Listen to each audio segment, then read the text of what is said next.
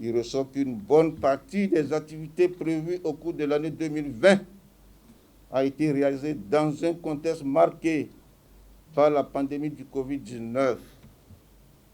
En dépit des restrictions spécifiques imposées par cette crise sanitaire, nous avons atteint un taux annuel de performance de 83,33%.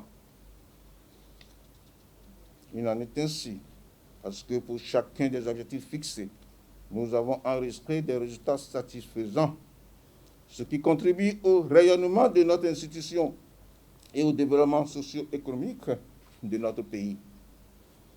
Nous devons donc continuer sur cette lancée en conjuguant davantage nos efforts afin d'accomplir au mieux notre mission constitutionnelle et de le relever les défis que permettront de traduire dans la réalité tous nos projets.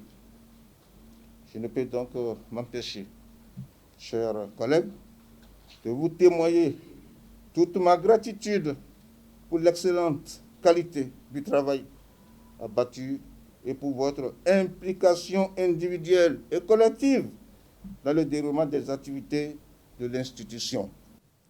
Déjà, le CES, vous savez, c'est une institution constitutionnelle qui travaille sur les sujets de saisine gouvernementale et les sujets d'autosaisine. Et en tant que tel, vous avez vu la pandémie du coronavirus qui est apparue en début d'année. Et les effets sont vraiment pervers, c'est mortel.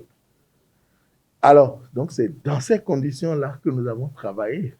Il y a du stress, il y a à se réorganiser par rapport donc à ce qui se faisait avant pour pouvoir atteindre le résultat que nous avons atteint. Vous avez vu à plus de 83% donc d'activités réalisées.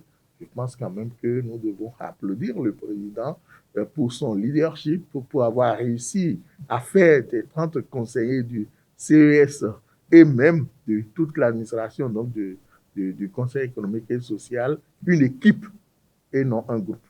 Malgré la conjoncture qui était difficile, le Conseil économique et social a essayé d'exécuter vraiment dans les conditions acceptables son PTA de l'année 2020.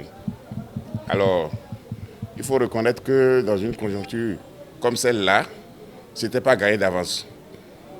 Et donc, quand on regarde un peu les aspects en lien avec même les réformes qui sont introduites par le gouvernement, je crois que c'est un effort qu'il faut saluer. Ces réformes sont assez contraignantes. Et si dans un contexte comme celui-là, ajouté à la Covid, qui a semé vraiment la terreur, on a réussi à atteindre le taux de 83,33%. Je crois que c'est un exploit. Ce qui est important aussi, c'est de reconnaître que l'ensemble des conseillers ont collaboré. Ils ont été assez disponibles et chacun a fait de son mieux. Les commissions techniques ont travaillé sérieusement et je crois que c'est le résultat, la conjugaison de tous ces efforts qui a donné ce résultat.